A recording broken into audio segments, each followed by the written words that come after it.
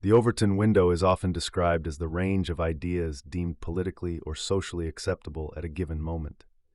But if we look more closely, it is less a static pane of glass and more a living frame, sliding, stretching, narrowing, expanding. The metaphor of the window reminds us that we are always looking through something. It is not the walls of a house, it is the breeze through an open room. It is the filter that shapes what we notice and what we ignore. To speak of considering the shift is to pause and attend to this subtle architecture of perception. It is not only about the formal politics of legislation or policy, it is about the background atmosphere in which those things are even imaginable. Ideas are not born in a vacuum. They emerge within frames, and frames decide which ideas can stand in daylight and which must remain hidden in the shadows. We might imagine the Overton window as a kind of collective aperture. Too narrow, and our vision constricts. Too wide, and coherence dissolves. It is always in motion, adjusting to the pressures of culture, media, and history. What yesterday was shocking becomes today's debate and tomorrow's consensus. What yesterday seemed self-evident can, with surprising speed, become unspeakable. This movement matters because it quietly defines the terrain of possibility. To live within a society is to live within a shifting grammar of the possible, the permissible, and the prohibited. The window is not just an abstract concept, it is the frame of our shared imagination. And by tracing its shifts, we begin to trace the shape of our own time. Windows as mirrors. The Overton window is often framed as a tool of politics, a measure of what can and cannot be said in the public sphere.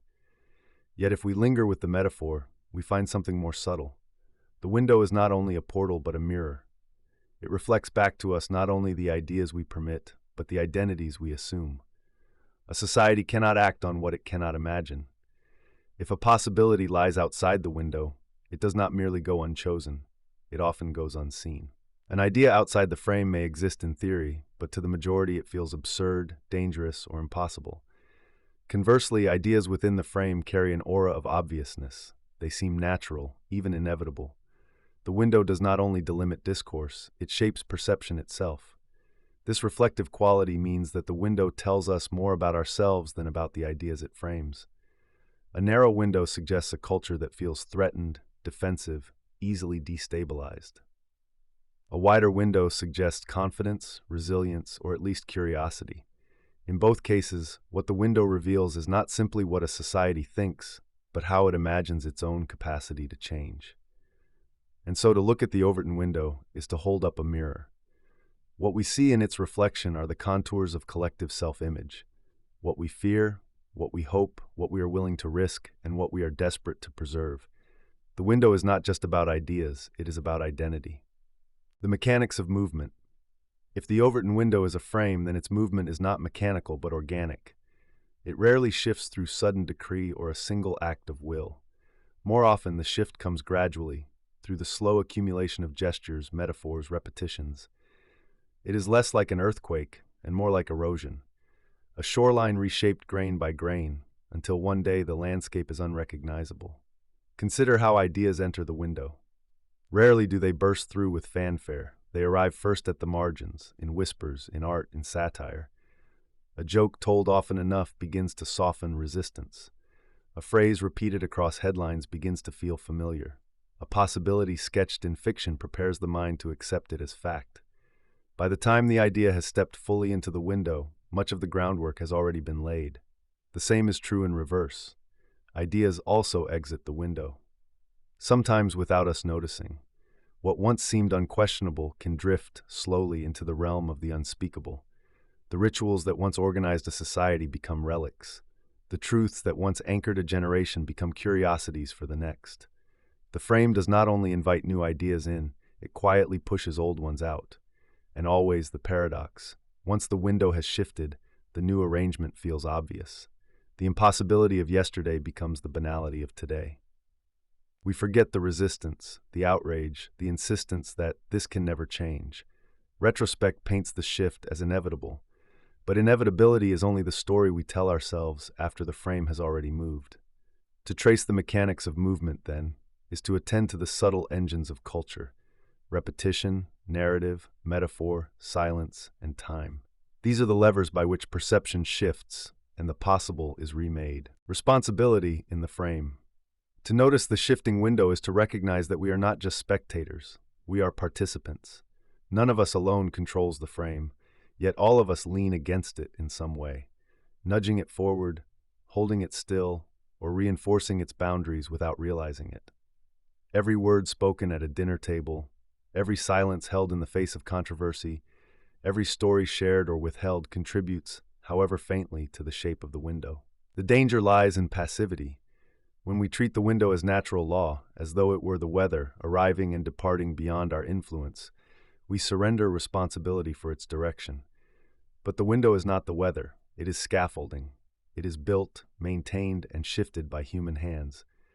To believe otherwise is to confuse context with fate. Responsibility, however, does not mean control.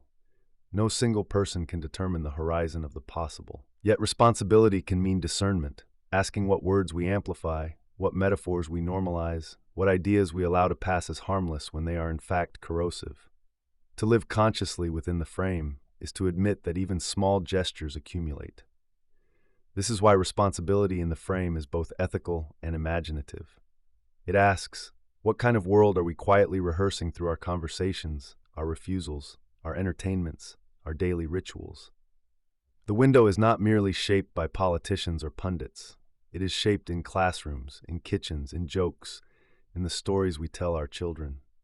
To abdicate responsibility is to let the window drift wherever power or inertia take it. To embrace responsibility is to acknowledge that, however limited our reach, our lean against the frame matters. Beyond the window, for all its influence, the Overton window is not the horizon itself. It is only a frame, temporary, provisional, contingent. Beyond it stretches a wider field of possibility, a terrain that remains invisible until the window shifts again. What lies outside today's frame is not gone. It waits, sometimes patiently, sometimes restlessly, at the edges of imagination. This is why every age feels both permanent and precarious. We are persuaded that the way things are is the way they must be. Yet history reveals otherwise. What one generation defended as sacred truth, another can barely recall. And what one generation dismissed as absurd, another may treat as common sense. The frame moves, and in moving, it humbles us. To live with awareness of the window is therefore to practice humility. It is to resist the arrogance of believing that our current view is final. The truths we hold dear, the boundaries we treat as fixed, the impossibilities we dismiss without question, all of these may one day be reclassified. Today's radical can become tomorrow's orthodoxy. Today's certainty can vanish into silence. But humility is not the same as resignation. To recognize the window's impermanence is not to surrender to cynicism, but to open ourselves to curiosity. What futures are we dismissing now because they lie beyond our frame? What possibilities of justice, of flourishing, of human dignity remain invisible because our window is too narrow to see them? Beyond the window there is always a horizon. To consider the shift is to remember that our sight is partial, our context temporary, and our responsibility ongoing. The frame will move again as it always has. The only question is how we attend to its movement, whether with fear or with courage. Standing with the frame. The Overton window will move. This is inevitable. The more pressing question is not whether it shifts, but how we stand with it as it does. Do we lean with fear, tightening the aperture to defend what is familiar? Do we lean with cynicism, dismissing every shift as manipulation or spectacle? Or do we lean with responsibility and curiosity, aware that the frame is provisional, but also aware that how we treat its edges matters? To stand with the frame is to embrace paradox. We know that what feels permanent will pass, and yet we must still act as though our choices carry weight. We know that the horizon stretches beyond what we can currently see, and yet we must make decisions as though the present view matters deeply, because it does. The transience of the frame does not absolve us, it charges us with humility. This stance is not a call to control the window. No one can. It is an invitation to attention, to notice the small ways in which repetition, metaphor, silence, and speech shift the contours of what is possible, to remember that the horizon beyond the frame is vast, and that our role is not to master it, but to prepare ourselves for when the frame moves again. The window will shift, it always has. What remains is the posture we bring to its movement: fear or courage, passivity or presence, dismissal or discernment. To consider the shift of the Overton window is finally to consider the kind of witnesses we choose to be, those who cling desperately to the old frame, or those who learn to stand with openness at the edge of change.